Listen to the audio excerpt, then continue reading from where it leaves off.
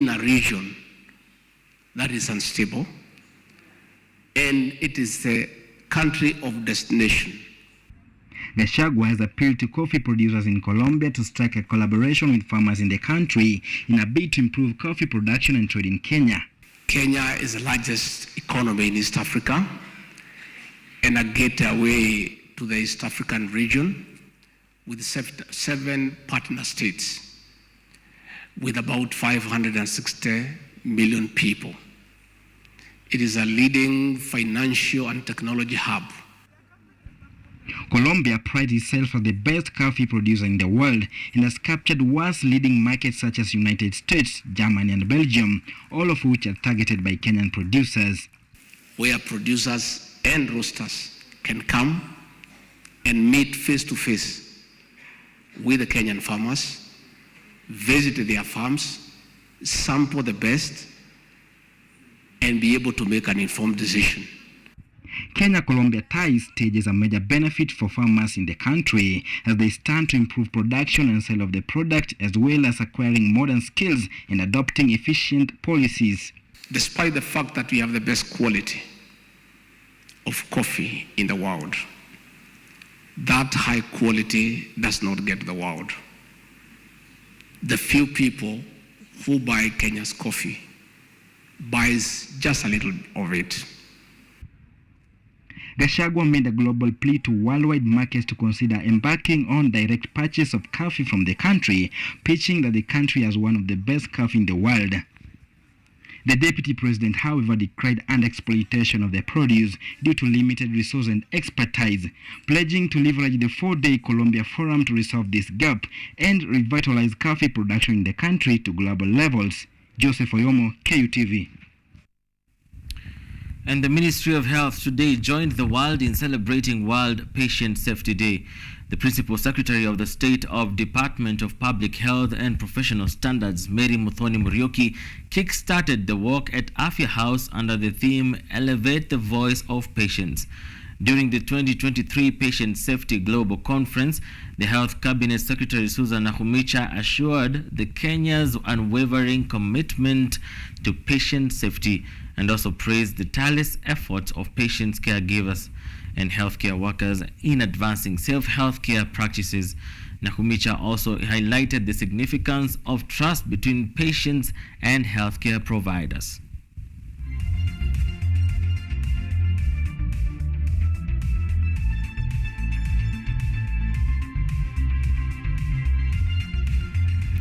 The Ministry of Education today released the third-term school calendar ahead of the 2023 national examinations.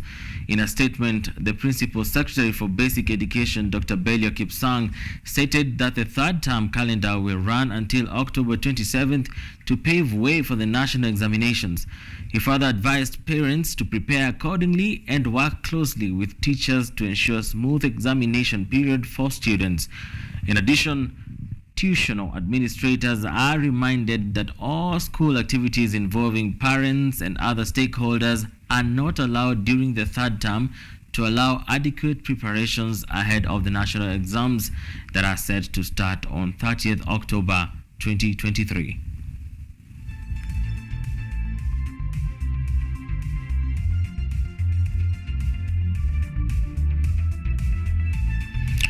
We take you back to our Azimio story, where the coalition gave its review on the first year of the Kenya Kwanza government. And according to the statement read by the coalition leader, Raila Odinga, the first year has not been as fruitful as Kenya Kwanza leaders make it seem. Azimio also claimed that the economy has only grown by 5.2% in the second quarter of 2022 compared to 11% during the same period in 2021. Take a look. Kenya Coalition today issued its official statement on the review of the first year of the Kenya Kwanza administration in power. In the report, Azimio expressed concerns that although Kenya Kwanza leaders have been telling Kenyans that the economy is doing well, the unfoldings of the past 1 year do not satisfy Kenya Kwanza's manifesto to Kenyans. The taxes rose at a time the overall economy has been contracting. In the second quarter of 2022, which is the first era of Kenya Kwanza regime leading into 2023, the economy grew by only 5.2%.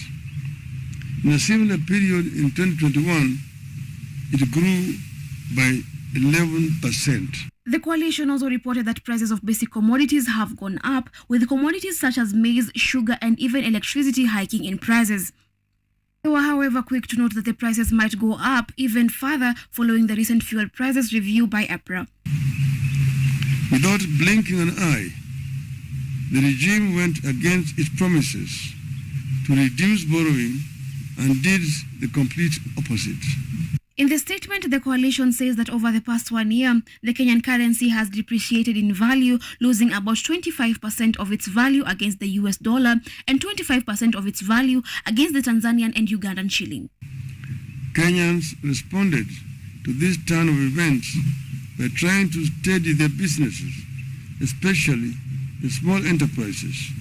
But those efforts were in vain as interest rates rose through the roof and more taxes hit those businesses.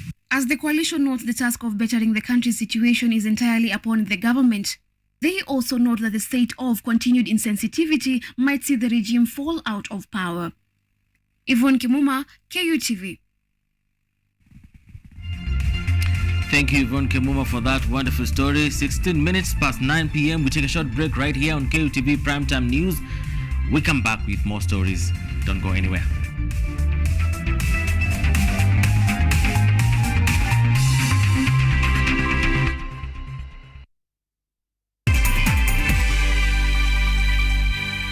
Are you an aspiring media practitioner, a graduate, or you just want to advance your skills in television production?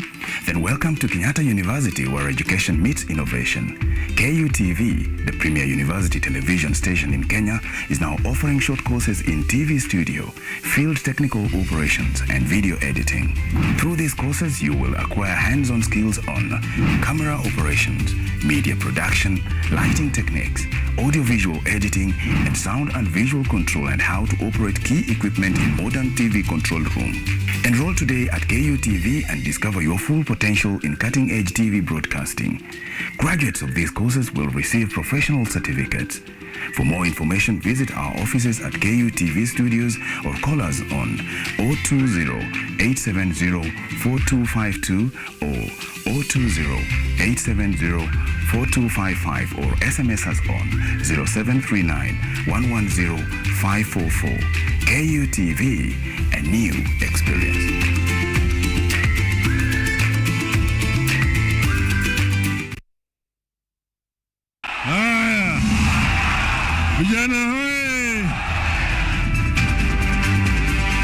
They speak to play politics. Kila mara yeye ananiwinda kama mnyama. Naambia yeye Mungu iko. Mungu iko na sitarudi nyuma. They speak words strong enough to change policy and the law. We have a very democratic system. We have a system that is based on the rule of law. They speak to the heart of the nation for the nation.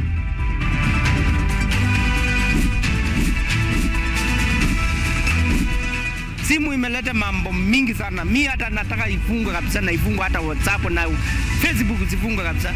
When facts get lost in all these words, we aim for the truth. Join me, Dennis Omondi, every Tuesday night at 9 p.m.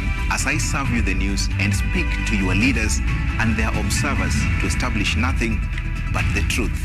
Only on KUTV.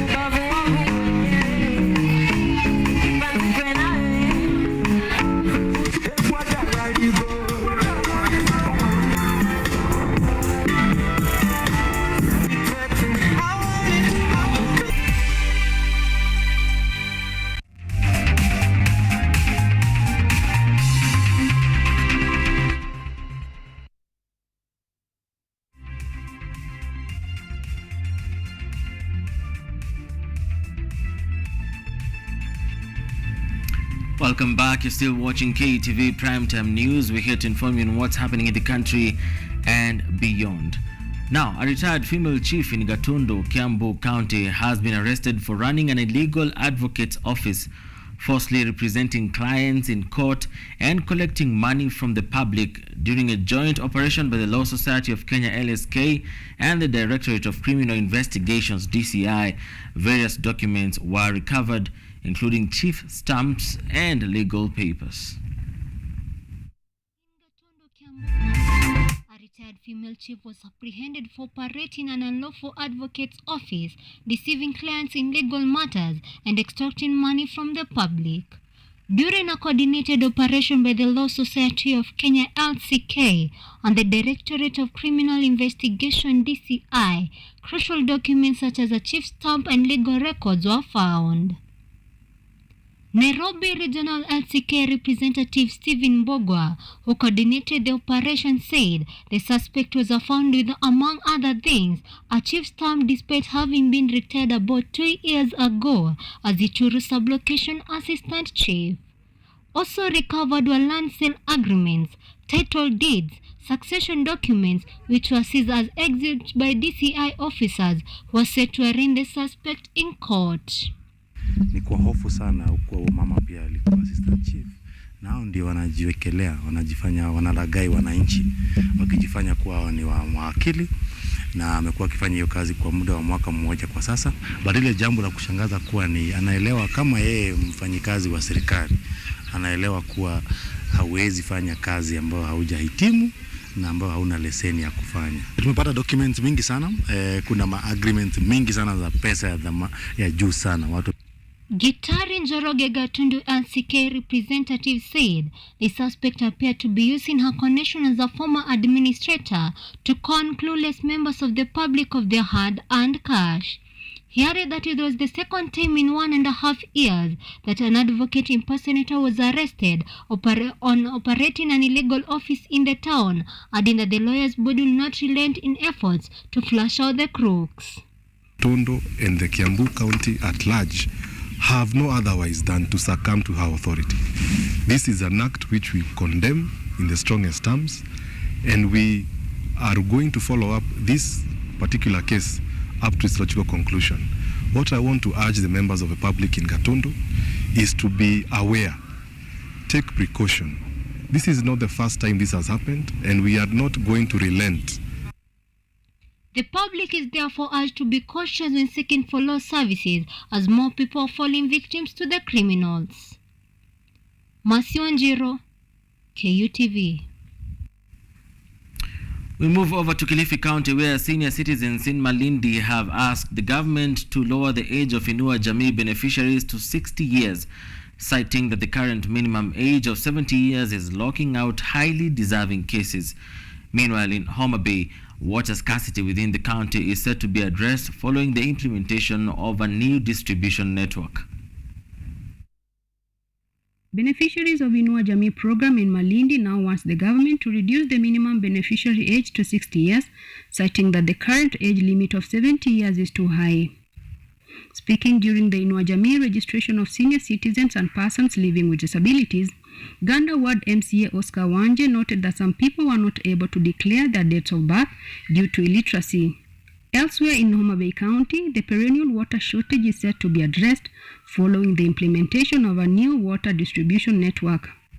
Homa Bay County Governor Gladys Wanga said that the project was part of shillings 1.4 billion Homa Bay Water Cluster project. Elsewhere, the National Assembly Committee on Housing has lauded Kirinyaga County for the speedy construction of the affordable houses in Kerugoya town. The committee observed that in less than 3 months, the ongoing construction of the first 100 units was already ahead of schedule. The Embu and Kirinyaga affordable housing project are at 40% and 30% completion respectively and set to be done by June 2024.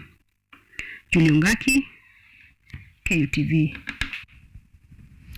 Thank you, Julian Ngaki, for the county wrap.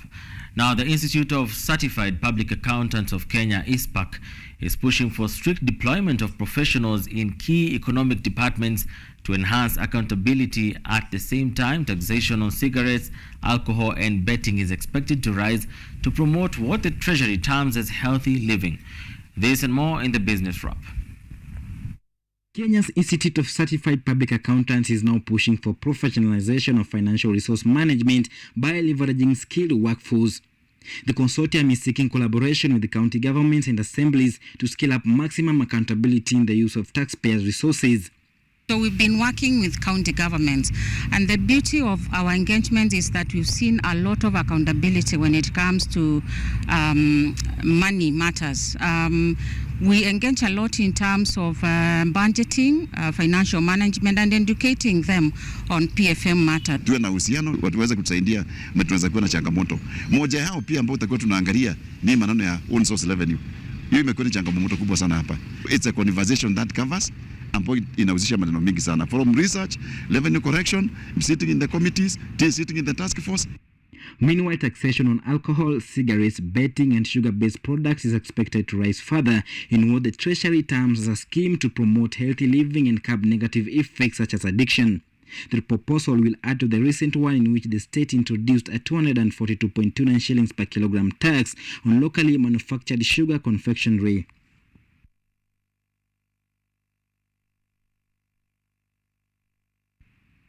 Else, members of parliament have turned down attempts by the Senate to scrutinize the country's national debt.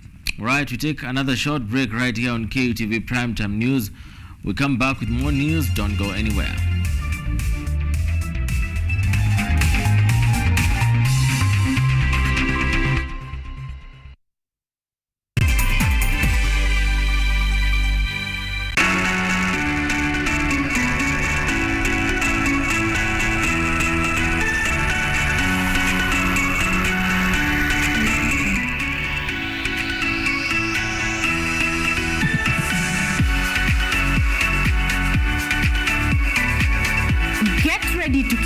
Your day with the most exciting morning show around. Tune in to our dynamic and entertaining program where we keep you informed, engaged and entertained from the moment you wake up. From breaking news and current events to music, fun and out of the ordinary stories, we've got you covered with a mix of interviews, games and special segments. You never know what's in store. Join us every Monday morning and Tuesday morning for a fun and fascinating way to start your day. Don't miss out on the action. Tune in now and experience the excitement for yourself. Only on KUTV Rise Today from 7 a.m. to 10 a.m. Start your day with us.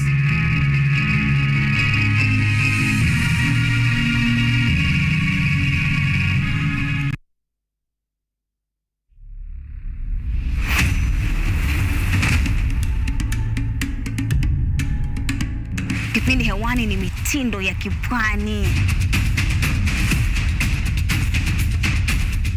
Kama ilivyo kipindi hiki kinahusu nyimbo za tarab, chakacha, midwara, midundiko, bila kusahau mapishi. Ambao ndio uti wa mgongo wa pwani ya Afrika Mashariki. Jamani swaibu zangu mliopo maskani, hatuonani wenzangu, najua mwanitamani. Hapa KUTV, nahoda mwendesha chombo cha baharini yani. Ua linalunukia na kuvutia waridi tamu.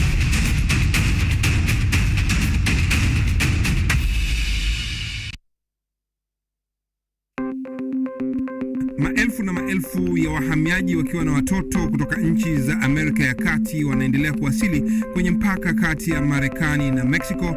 Folks, I'm going. Thank you very, very much. I appreciate it. Thank you. Ni habari kutoka pembe zote duniani. People pass vuguvugu. People pass ni idea. Tazidi ananyonya, hanyonyi vizuri, anakuwa hayuko comfortable. Jeshi la Jamhuri ya Kidemokrasia ya Kongo linapambana na waasi wa ADF. Kwa sasa wanatoa wito kwa mashirika, makampuni na vile vituo vya uchukuzi. Mambo mengi yatakwenda kama yalivyopangwa. Hapa ni kuna mmoja wa viongozi wa chama cha wavuvi katika eneo hili. Zaidi tunajaribu kuwapa chanjo ili ina boost ama inanyanyua kinga ya mwili, ndio inaenda kupelekea kupambana na virusi. Ni Duniani Leo, Jumatatu mpaka Ijumaa, moja kwa moja kutoka VOA Swahili, Washington DC.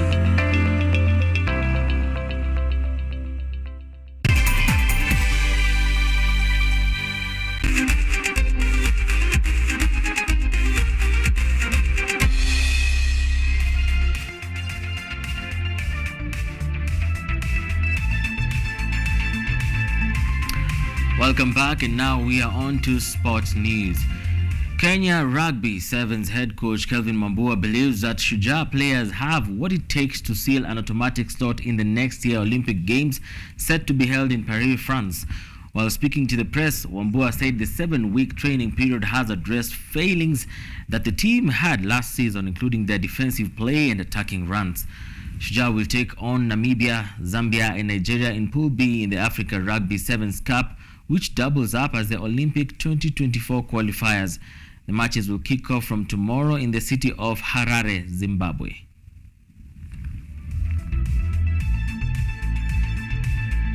Africa was good enough, they could have qualified automatically.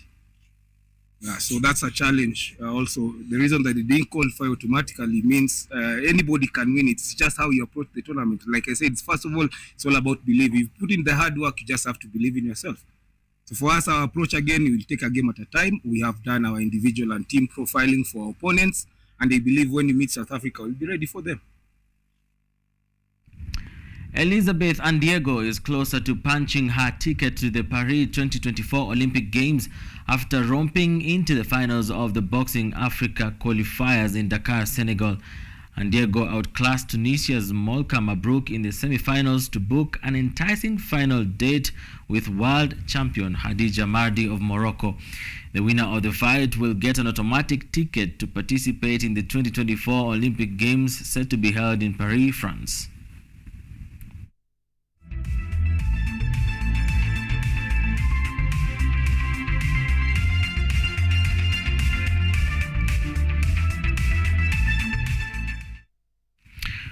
The just concluded African Football Business Summit, organized by the Football Foundation for Africa (FFA) in Nairobi, paid emphasis on the need for African countries to step up and set up good foundations so as to harness their football potential while fostering unity and development in the continent. Brazil's ambassador to Kenya, Silvio Abakaki, who was among the speakers, said that Africa has great talent that needs well-established foundations so as to nurture young talents in football. Kenya can transform the reality of football using some of the examples coming from Brazil, especially changing amateurism and the way football is run by professionalism, as we are doing in Brazil since many decades. As football people, we should not always be talking amongst ourselves. We need to engage the corporate sector, we need to engage government so that they see the value of what we are trying to do, and it's only in so doing that we'll be able to create an ecosystem that works, an ecosystem that functions. But if we're only having this conversation as the people in the sports space, then where do we take the outcomes of this, or what outcomes do we have? They'll be very one-sided. Investment in sport is definitely, a plus in terms of just improving infrastructure, making sure that we can accommodate more in terms of just where sportsmen and sportswomen train, ensuring that the private partnerships, sponsors, corporates need to come on board. So indeed, this is a timely conversation at a time when Africa is rising. We wind up our sports roundup with a very interesting story where FIFA has announced the nominees who will battle it out for the world's football governing body, FIFA's Best Player Awards. Manchester City and Norwegian striker Erling Haaland is among the nominees after lifting a treble of trophies with Manchester City, including the English Premier League, the FA Cup and the UEFA Champions League.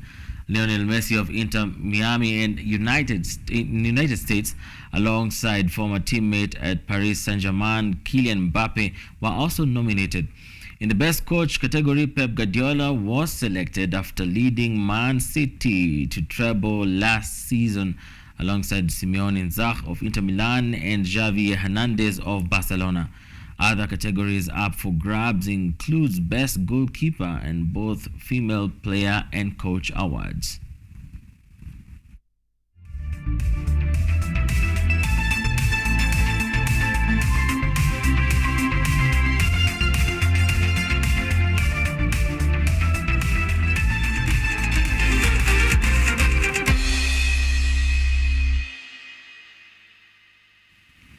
We've come to the close of our conversation tonight, this being 36 minutes past 9 p.m. Thank you so much for tuning in this particular bulletin for close to 40 minutes of information of what is happening in the country and beyond our borders. Our sign language interpreter is Evans Othiambo, and I want to leave you with a thought that I have tonight, that, you know, training goes beyond schooling, going to school, going to formal education.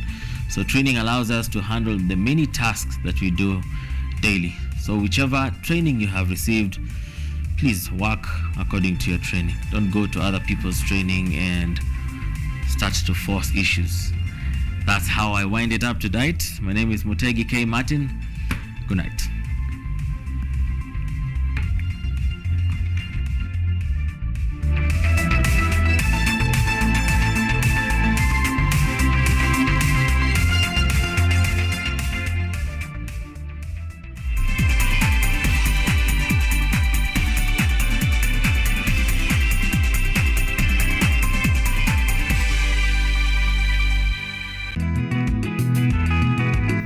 Kilos kwa eka. Ukiweka zaidi itakuwa mbaya. Najua hii nyazi inatumia sagas, inamea hivi, inatoa sagas, inaenda inashika chini tena inatoa sagas hivyo.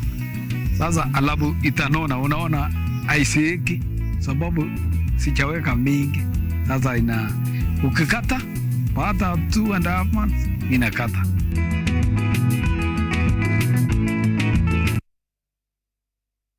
Hello everyone, this is the new chapter of Let's Be Fit. I'll be host DiCaplo. I'm here to give you various workouts. I'll be having different trainers.